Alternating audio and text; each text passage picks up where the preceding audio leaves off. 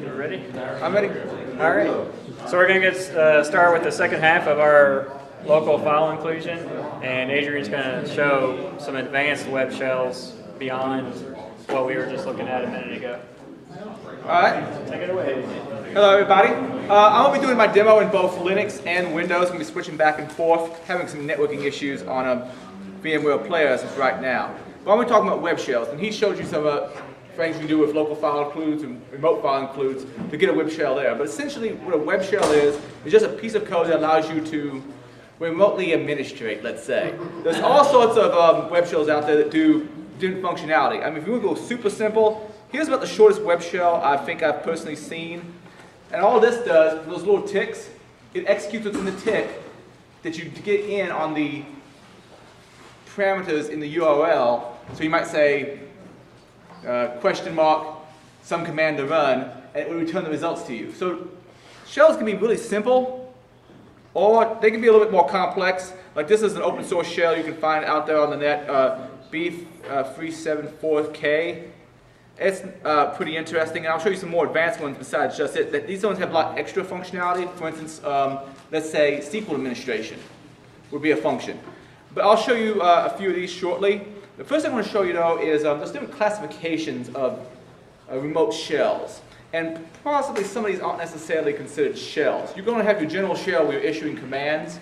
You're also going to have uploaders. Uploaders are designed to be super simple and allow you to, well, upload a file.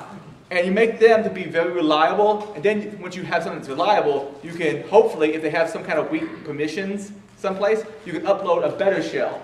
Which here's a very simple PHP shell. I'm going to switch the language to, it didn't mean to paste that in. It simply takes input, it keeps track of what URL it's coming from, and allows you to upload a file. Now I can use this and remote file includes to do my evil, which is what I'm going to show you here shortly. Now there's a bunch of features you can turn off in PHP to make this more difficult, but allow URLs include and allow URL fopen. If these were both off, I wouldn't be able to do the things I'm about to do. Jeremy, do you know if they're on or off by default in various systems? I forget in XAMPP, it's been a while since In the older PHPs, they were on, but in the very latest one, with the 8.1, they were off. Yeah, so you may need to go in and turn these on for these exploits to work. But let me show you what we have going on. If you go into Matilde on there's actually a page dedicated to local file inclusion, and right on that page it has those two listed for you. So if you don't remember them, just go to that page and they're listed there. Jeremy, real quick, doesn't those have to be on for remote file inclusion too? For remote, URL yes. include one is the remote, and the fopen is the local. Okay, let's see what all we have. But I've had an interest in web shells for a while. I have an article I wrote back in 2004 because I was at the local paper mill playing around, and they started giving students access to use PHP on their websites. Well, those certain commands like a shell that you could use to execute anything you wanted on the web server. So you could have various fun with that, cruise around the file system. So that's when I first started playing around with it, and one of the shells I've had up, well, this is a version of that shell. This is another super simple shell. All it does is use the shell execute command and runs whatever it is I want to run. But let's actually show off using a few of those in a second. Right here we have some arbitrary file includes. Oh, by the way, this is a website of my run, hackme.irongeek.com. Feel free to attack it with any exploits you want. You'll get the joke later. But we're going to use remote file includes. Now we could go underneath of others, remote file inclusions, but I think as we had in one version of Matilde, we pretty much said the entire freaking site is one big remote file include vulnerability. So we're going to remotely try to include a file. In this case, I'm going to include one that I have up on my website. Notice the website is hackme.irongeek.com, but I'm just going to get this off of the regular irongeek.com, technically www. adcshell.txt. It's a .txt so that the web server doesn't interpret it as a PHP before sending it to us. But once it gets to this box, the box I'm actually going to be running the commands on, it gets interpreted as PHP. So I'm going to hit enter and hope for the best. Now, my install material today is running a little slow, so it may take a bit. But, ooh, I got a prompt. Well, he was mentioning before ways of telling, okay, what kind of system am I on? I'm going to use who am I? I am vid4 Adrian. The name of the box is vid4. I'm on Adrian. From that way that looks, I could probably tell that I'm on a Windows box just from that. But if I had any doubt, I could always do the old dir. Come on. Or, you know, something like,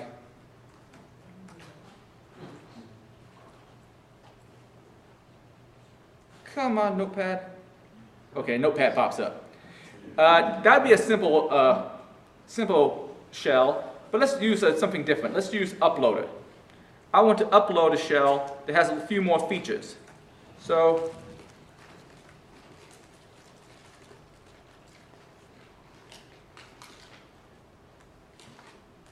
I'm going to wait for upload to come up. And there's a few different shells I have here.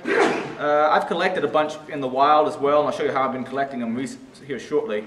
But there's all sorts of shells. This is the default shell that I was using before. We can go with something a lot more complex than that. And by the way, that one's unobfuscated. There's all sorts of obfuscations people do. I had to modify that one to make it all fit into one eval function. And here's that same shell essentially obfuscated.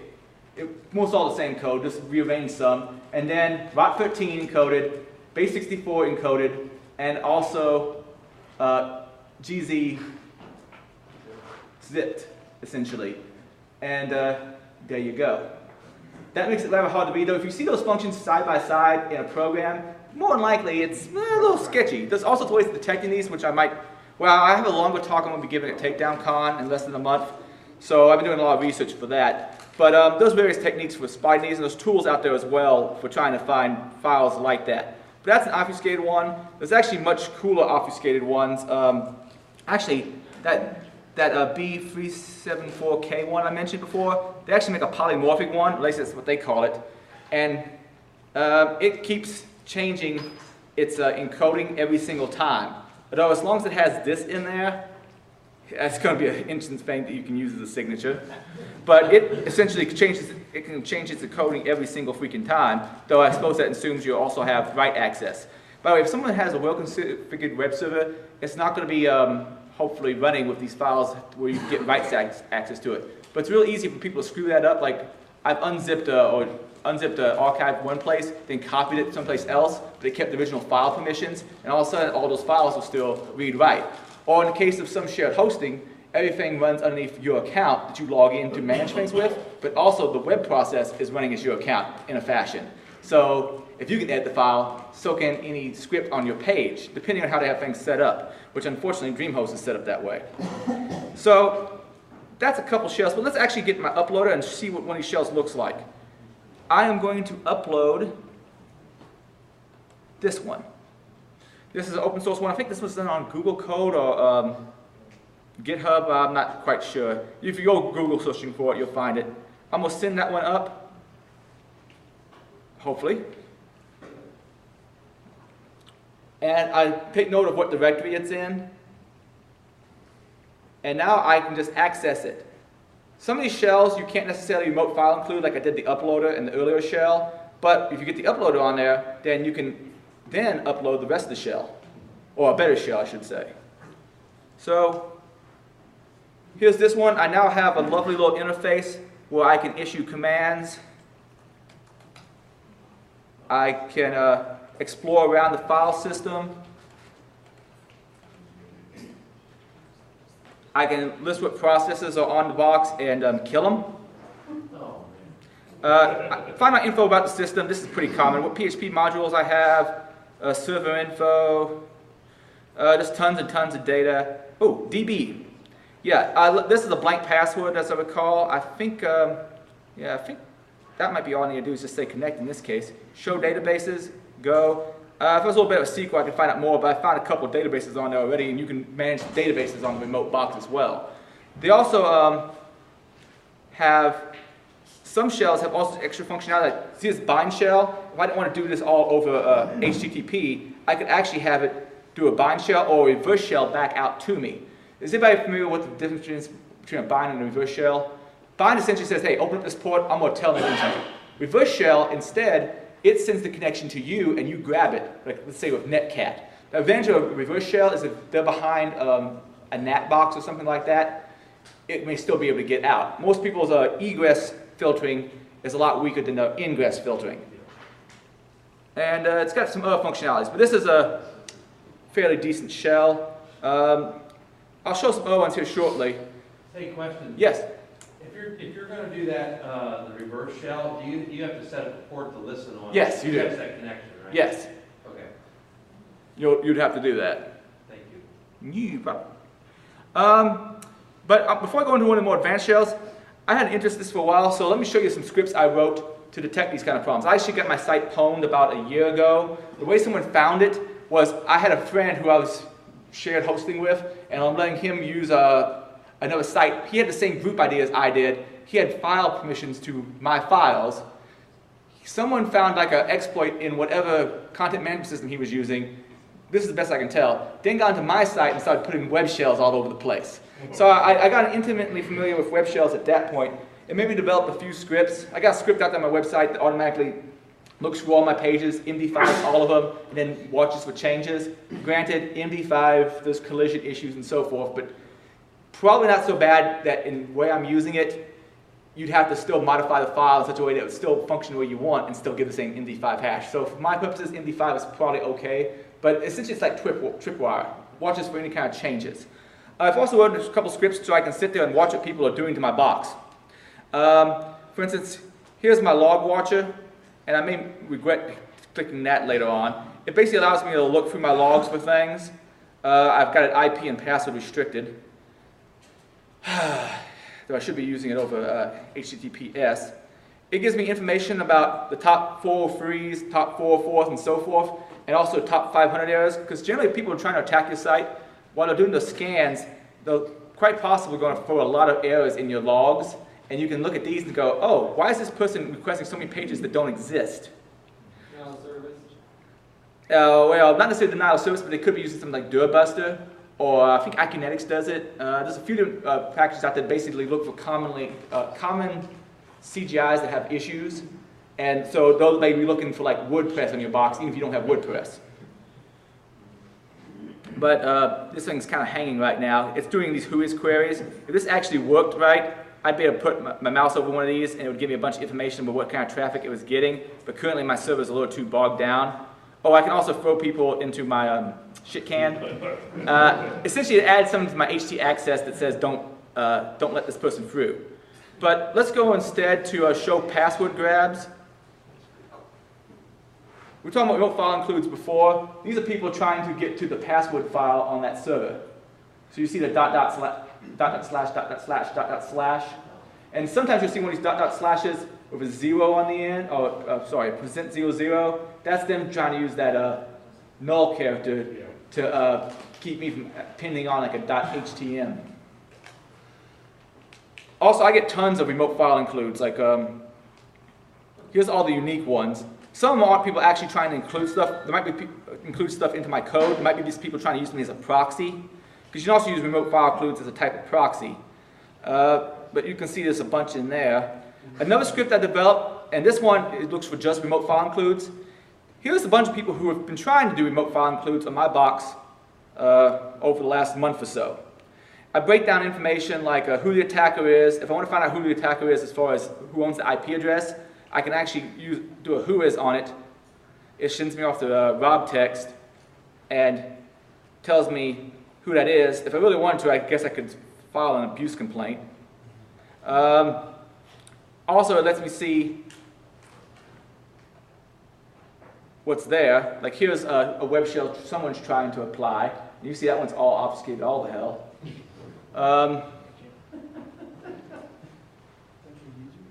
Oh, sometimes you get one that's obfuscated and you can actually decode it I'm not sure if I have a good one here or not. Some of these may not necessarily need any. Great, browser's freezing up. There's actually some decoders online. I linked to someone's who will automatically parse some of these and undecode them. Like you saw that one with the eval and all that garbage in it. Well, the eval base 64 and all that, they'll actually decode it for you and show you the raw code, which is a handy feature to have. But this script I'm going to make available before long. It's not out there yet, but I plan on putting it out there shortly. And since this browser's frozen, okay, that one returned to 404. I have it, by the way, checked for ones that are 404. And one of the things the code does is in its user agent, when it tries to go check to see if a page is still available, it puts something in like, I am not attacking your website, but someone is trying to use your website to attack me. And tries to make them aware that you have a web shell installed on the box, or someone has a web shell installed in the box, because they may not even know this exists out there. All right, let's show a more advanced shell, especially since my browser is currently hanging there. I have just a basic Ubuntu, or specifically Xubuntu, install set up with running Apache.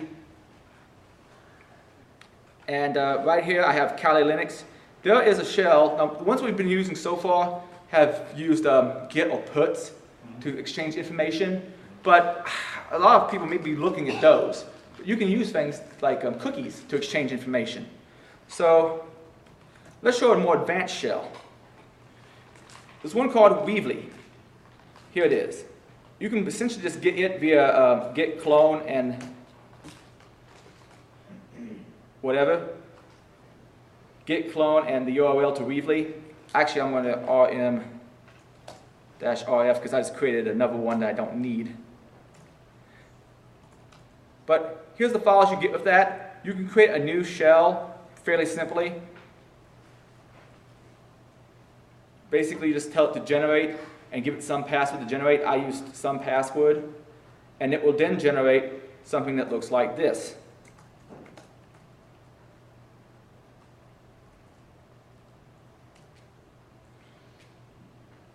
Which is highly obfuscated. The functions, names themselves and so forth are encrypted. It's just a mess to actually read and parse through. So let's go ahead and actually put that one up on the server and see what we can get. This one is a little different, like I was mentioning before. It doesn't use get or puts. If we were to go out there to try to look at it,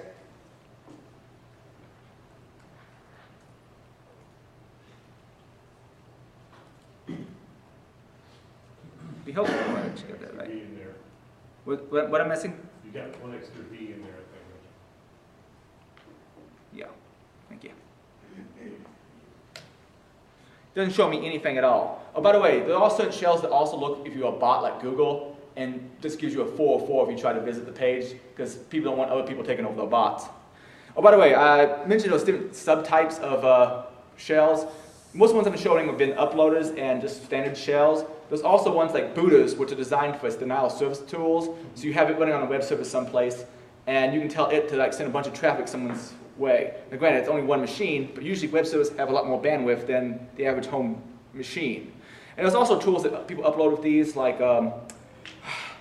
local root escalation vulnerabilities, so that you might be running as www data right now, but if they have certain local root vulnerabilities, someone might be able to escalate that. So we can't actually access Weebly that way. You have to access Weebly with a particular client. And let me go ahead and bring that up here in a second. Let me go back to Kali. And one of the things I'm going to do is I'm going to fire up Wireshark. And we're going to sniff some communications.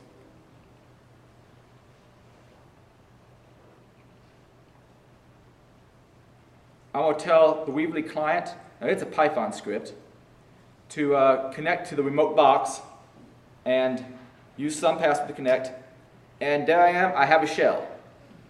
Now I can do my normal commands, issue commands. I can, the tab completion is not working right now for some reason, which I'm not sure about. cat out password, do whatever you want. But the thing about Weebly is, one thing is it's not doing gets and puts. It's actually passing things in cookies. So if I do a follow TCP stream, you'll notice how I'm getting things in here. And it's actually doing the requests over cookies. So Weebly can be pretty stealthy. I always showed you how it encrypts the file, or at least obfuscates it. Let's look at some of the modules you have. :help.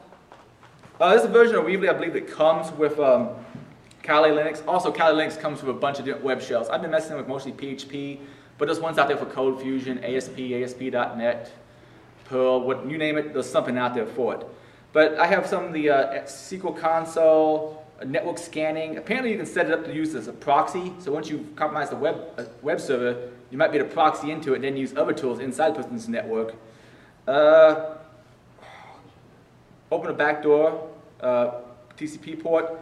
Let's see, issue general commands, of course. Audit user files. Look for files that have weak permissions. Just tons and tons of options are built in here, and I believe you can add your own modules as well.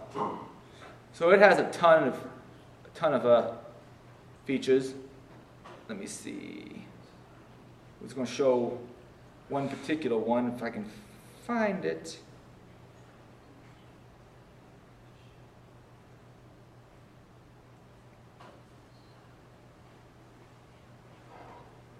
Might be system info. Let me try this.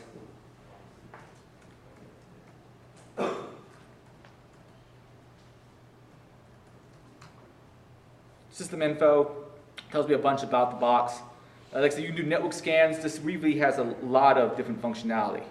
Control-C to exit back out of that. There's also various tools for finding these, and I don't remember all the syntax for them, but actually let me move over to the other site. We can find these in different ways. One way we might do it is just to grep through our file for anything where someone tries to do a remote file include. Like I'm going to grep from my access log, and all that traffic looks a little bit suspicious. You see where I tried to grab my uploader earlier. There's also various tools you can use. Like there's Webshell detector. Instead, I'm going to show NeoPi. Both have do things in slightly different ways. That's not what I want to change into. Now, NeoPi, we can actually scan a directory. Since I don't remember all of its command options, I've been lazy and actually just going to copy and paste from my notes. But it tries to detect on several different things. It does have general signatures, but signatures are likely to fail in many cases. It also detects by how random the file is, its entropy. For instance, if you have a file that's encrypted, in theory it's going to have a very high entropy. It's going to be very, very random. And you can look for files like that. And here's some files it suggests are web shells. And if I was to look at some of the top ones, like if I was to take a look at this particular file and see whether or not it actually does look suspicious. Andrew, you're running this tool on your web server to look to see if anyone's put any web shells on your server? Yes. Okay. This is one for detection. Well, looking at that garbage, yeah, that most likely is a web shell, because there are legitimate reasons, I suppose, for obfuscating your PHP, but not many, I don't think. Oh, another interesting thing about this one, I think that they found some upload vulnerabilities in some place that takes images, so they put the header to make it look like it's a GIF, so it will get past someone's weak file restrictions. Someone might be looking, oh, is it really a GIF based on the header? Well, based on just the header, this is a GIF. But not so much when you actually execute it.